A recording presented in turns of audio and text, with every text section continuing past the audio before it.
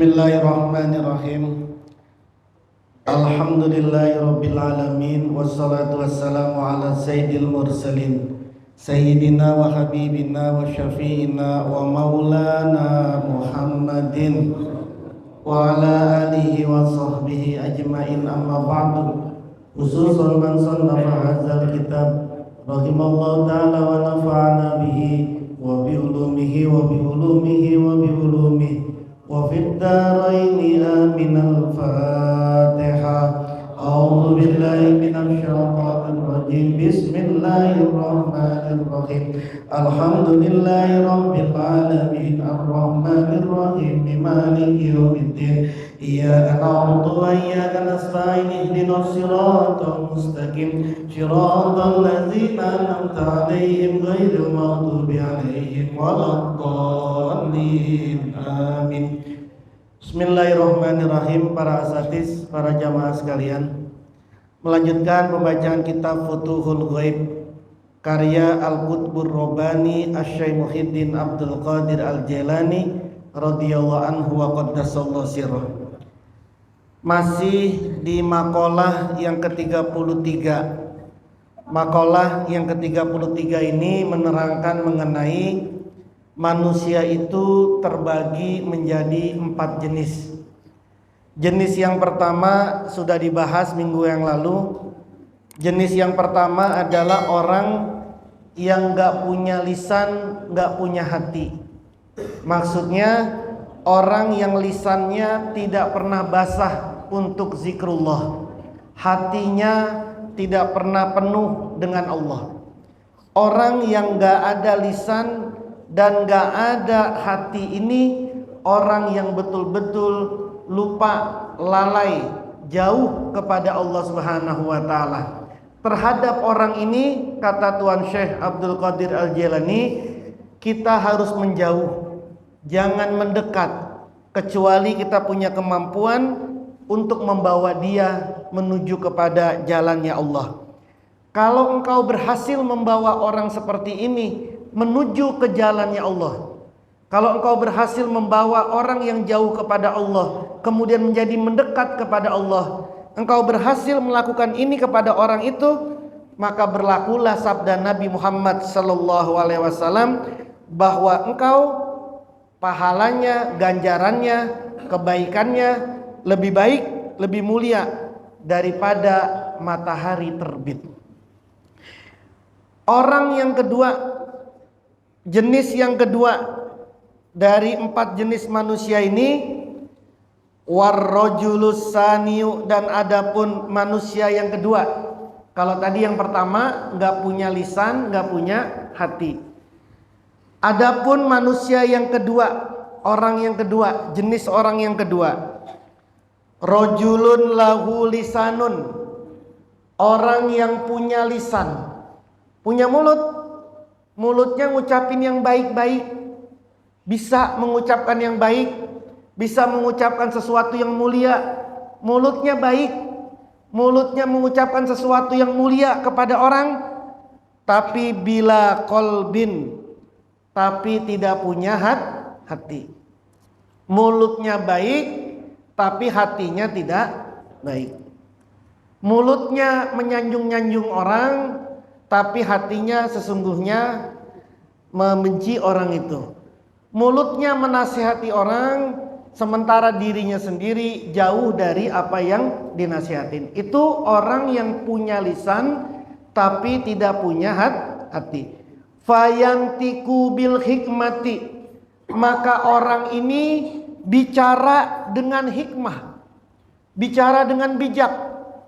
Orang ini ngomongnya ini enak banget. Orang ini ngomongnya ini sesuatu yang bagus banget. Wala ya'malu biha, tapi orang ini nggak mau mengamalkan apa yang diomongkan. Omongannya penuh hikmah omongannya, tapi dia sendiri tidak mengamalkan. Yad'u nasa ilallahi, mengajak manusia menuju kepada Allah. Wa huwa yafirru minhu azza wa jalla, tapi dia sendiri lari dari Allah Azza wa Jalla. Ini penyakitnya kiai, penyakitnya ustadz, penyakitnya dai, penyakitnya mubalek, penyakitnya guru, udah ini. Ngomongnya baik. Kenapa? Karena tuntutannya dua loh. Kalau ada orang ceramah, meskipun isinya padat, meskipun isinya bagus, tapi ceramahnya nggak enak. Kira-kira laku apa enggak? Ceramahnya, ngomongnya nggak enak. Kira-kira manusia yang penjamaahnya itu menikmati apa enggak? Seneng apa enggak? Panitia mau undang lagi apa enggak? Jadi kan dia punya tanggung jawab moral nih. Bagaimana omongannya baik, tertata. Tapi satu sisi dia juga punya hati, dia juga punya jiwa, dia punya nafsu, dia punya setan. Yang dia harus taklukin juga apa yang diomonginnya. Jadi susah jadi kiai itu. Jangan punya cita-cita jadi kiai itu. Jadi kiai, jadi ustadz, jadi satu sisi dia harus baik, dia harus mulia, dia harus bagus di hadapan manusia ngomongannya. Tapi di satu sisi dia harus juga bertempur dengan nafsunya terhadap setannya yang ada dalam diri dia, terhadap apa yang dia terhadap apa yang dia omongkan itu gitu. Sebab kalau enggak begitu, berlakulah firman Allah, ya ayyuhallazina amanu lima taquluna ma la taf'alun. Wahai orang-orang yang beriman, kenapa kamu ucapin sesuatu yang kamu sendiri enggak lakuin? Kaburra maktan indallahi, celaka engkau di sisi Allah. Antakulu ma la taf'al, celaka kamu mengucapkan sesuatu yang kamu sendiri tidak melakukan. Atakmurunan nasa bil birri wa tansawna anfusakum wa antum tatlunal kitaba afala taqilun. Apakah kamu memerintahkan manusia untuk berbuat baik sedangkan engkau lupa sama dirimu sendiri? Ngomong sama orang suruh ini, suruh ini, suruh ini, tapi di sendirinya tidak ngerjain. Afala taqilun. Apakah kamu ini punya akal apa enggak? Jadi mubalek, jadi dai, jadi kiai, jadi ustadz susah, jadi guru susah. Apa jadi guru? Honornya kecil, gajinya kecil. Tapi suruh begitu, suruh seperti itu. Itu manusia yang punya lisan tapi nggak punya hati. Yastakbihu aiba goirihi, yang jijik dia sama aib orang lain. Wa yadumu ala mislihi, tapi dia selalu menetapi atas sesamanya aib. Fi nafsihi, di dalam dirinya sendiri. Dia jijik sama orang lain, sama akhlaknya orang lain, sama akhlak buruknya orang lain, sama kemaksiatannya orang lain, dia jijik. Sedangkan dia melakukan itu juga. Tapi kalau dia ngeliat sama orang lain, dia jijik. Tapi dia sendiri yang ngelakuin, dia tidak jijik. Yazharu linnasi tanassukan, menampilkan diri di hadapan manusia tanassukan sebagai ahli ibadah. Wa yubarizullaha azza wa jalla bil azaimi, sedangkan dia menampakkan diri kepada Allah bil azaimi, dengan berbagai hal yang besar, minal ma'asi, dari berbagai macam maksiat. Iza khola, jika dia sendirian, ka'annahu, seakan-akan dia zibun, seperti serigala, alaihi siyabun, yang memakai pakaiannya bagus, pakaiannya pakaian wali, pakaiannya pakaian kiai, pakaiannya ini baik, pakaiannya ahli ibadah, tasbihnya ini nggak kemana-mana, dipegang terus di hadapan manusia. Tapi kalau nggak ada orang, jadi ahli maksiat. Di hadapan manusia tanassuk, tapi di hadapan Allah, tatkala lagi sepi di hadapan Allah, nggak ada manusia, justru dia menampakkan diri dengan azaimi min ma'aminal ma'asi, berbagai macam hal-hal yang besar dari maksiat. Apalagi nih, Anda mau jadi murid, jadi santri, nggak akan kayak begini. Ini dosanya kiai ini, dosanya ustadz, dosanya mubalek, dosanya dai, gini nih. Ini apa namanya masalahnya di sini gitu. Wa huwa, dan sedangkan dia allazi hazzara minhun nabiyyu sallallahu alaihi wasallam, dia adalah termasuk orang yang Nabi sallallahu alaihi wasallam memberikan peringatan biqaulihi, dengan sabdanya Nabi, ahwafu ma akhafu ala ummati. Ahwafu ma, paling ditakutinya sesuatu, akhafu yang aku khawatirkan, ala ummati atas umatku, min kulli munafikin, dari tiap-tiap munafik, alimil lisani, yang lisannya alim, yang mulutnya baik, yang mulutnya ahli ilmu. Kata Nabi, yang paling aku takuti dari umatku itu adalah ada orang munafik, mulutnya manis banget, omongannya cakep banget.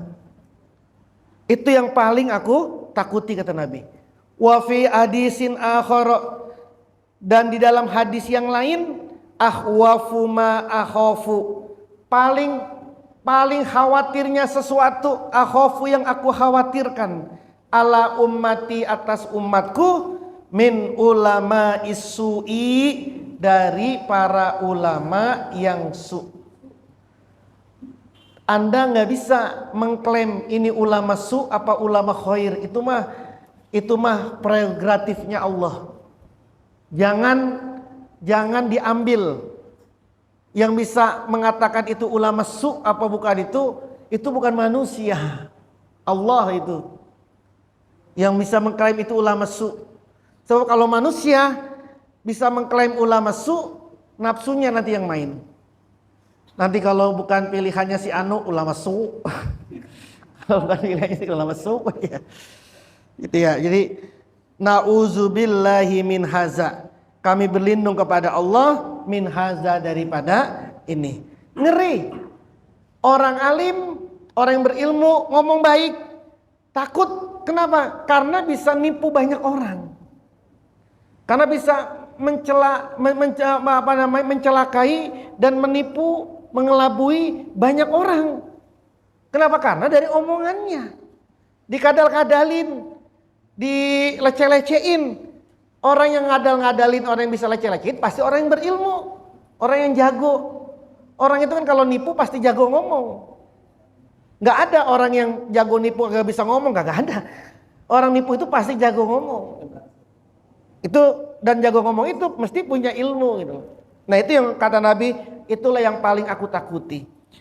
Fab'ud, maka katanya Syekh Abdul Qadir, fab'ud minhu, menjauhlah kamu, minhu dari orang itu, wa khurwil, dan hindarilah.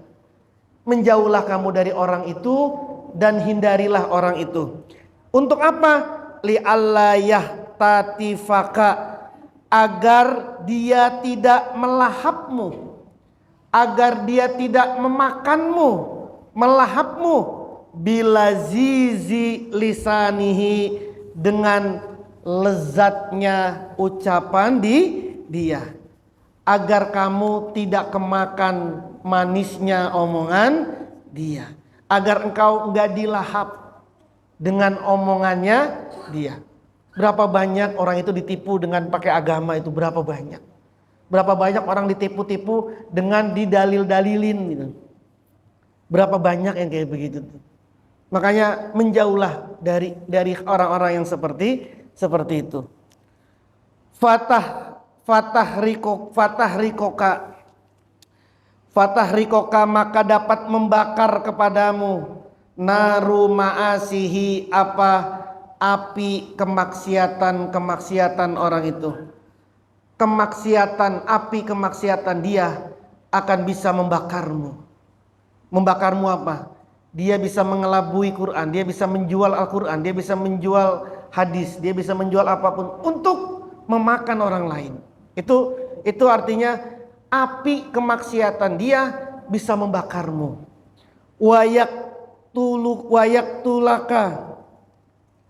Wayaktulaka natnu, itu bukan fa, itu nun,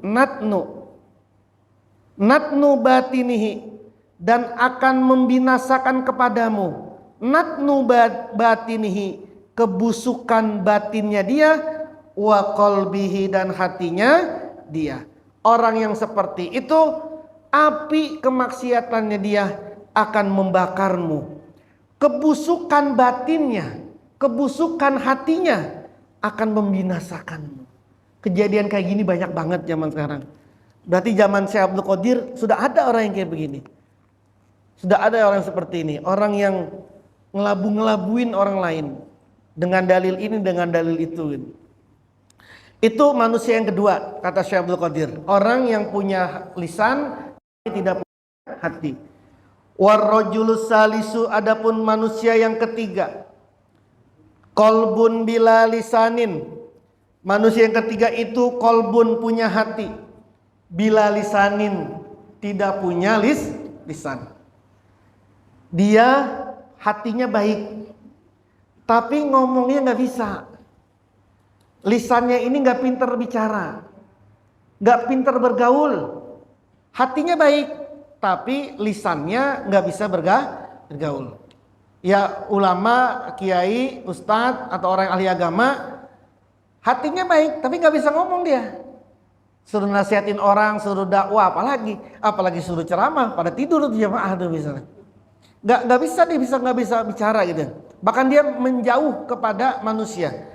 Wahwa, adapun manusia ini, wahwa dan adapun manusia rajul salis, adapun laki-laki yang ketiga, orang yang ketiga ini, mukminun, itu adalah seorang mukmin. Satarahullahu azza wa jalla min khalqihi, seorang mukmin, satarahullahu azza wa jalla, yang Allah tutup kepada dia, min khalqihi, dari makhluknya Allah. Orang yang ketiga ini orang yang ditutup sama Allah.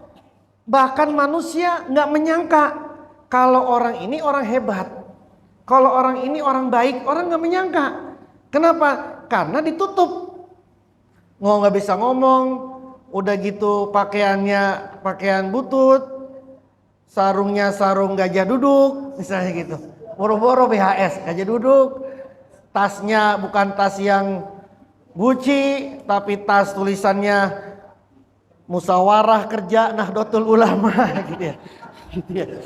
Misalnya gitu ya. Boro-boro Gucci gitu ya. Nggak bisa dia ngomong apa-apa gitu. Tertutup. Orang kayak gini. Wa asbala alaihi kanifahu, dan Allah pelihara atas dia kanifahu, bahunya dia. Maksudnya apa? Ditutup, dipelihara bahunya dia.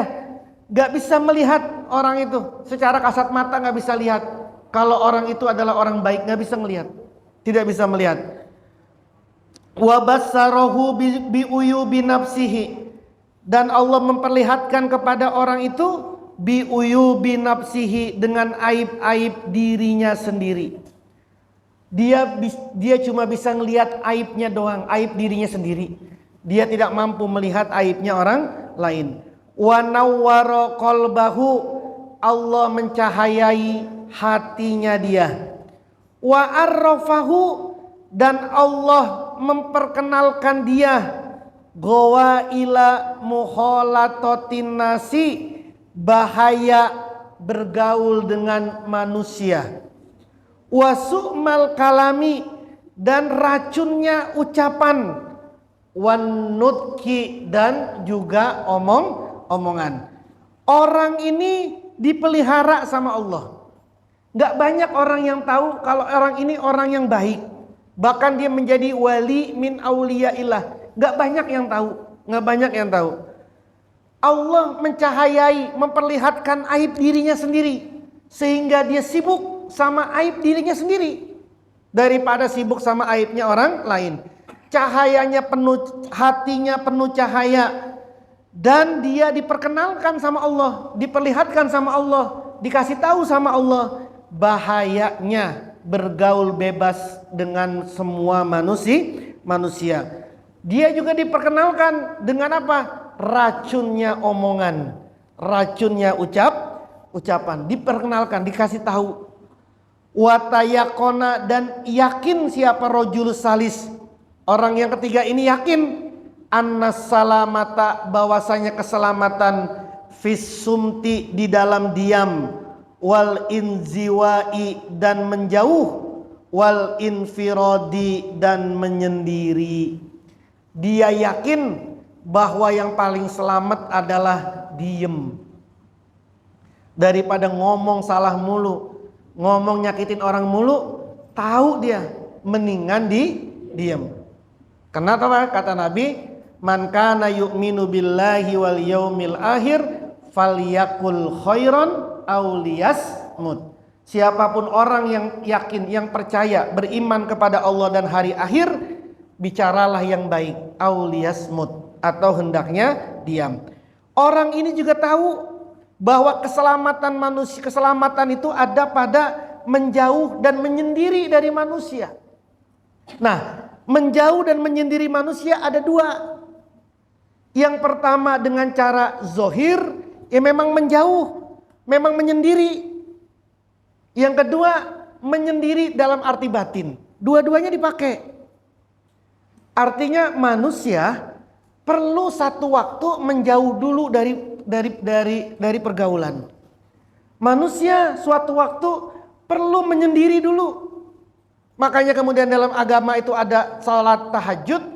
Kenapa? Karena salat tahajud itu pasti sendiri, menyendiri, jauh dari hiruk pikuk manusia. Setidaknya salat tahajud itu membuat orang itu menyendiri. Wajib itu orang itu punya waktu menyendiri dan membikin ruang, membikin jarak dulu dengan manusia. Dengan cara apa? Ya tadi bisa dengan tahanus, atau dengan cara kholwat, atau kalau dalam fikih istilahnya iktikaf. Kenapa kau Muhammad belum jadi nabi saat itu? Kenapa kau Muhammad disenangi untuk menyendiri di gua? Kenapa kau Nabi Muhammad diemnya itu tidak di depan Ka'bah, tapi justru di atas gua, di atas gunung, di dalam goa? Kenapa kok nggak di depan Ka'bah? Karena memang mau menyendiri. Kalau di depan Ka'bah ramai. Kan Ka'bah sudah ada di zaman Muhammad saat itu. Maka kemudian Nabi Muhammad naiklah ke Gua Hiro, masuk ke Gua Hiro sendiri, berhari-hari di situ, berminggu-minggu di situ, sampailah beliau dilantik menjadi Rasulullah Sallallahu Alaihi Wasallam dengan turunnya Iqra. Itu dengan kholwah itu. Kholwah fisik. Jadi perlu itu.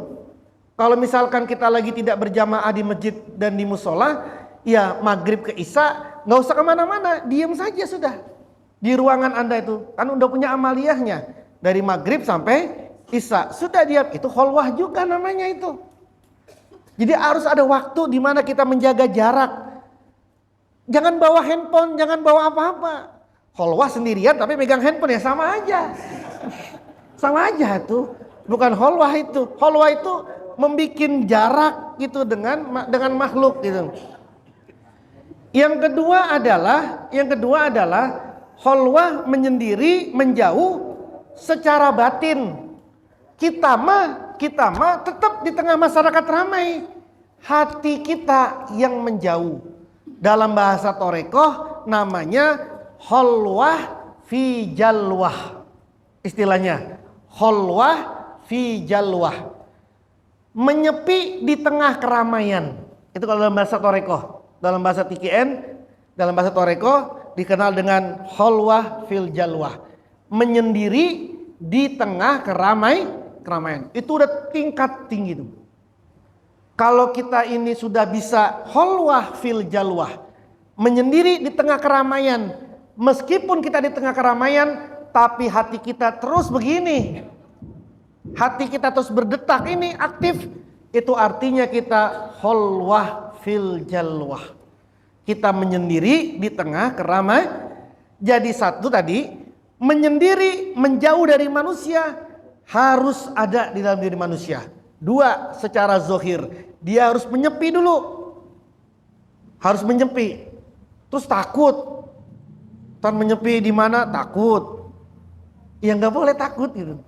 Ya makanya nyepinya di tempat-tempat di rumah, di kamar sendirian. Itu nanti naik lagi di mana, nanti di mana, sampai nanti di makom sendirian, di makom gitu kan.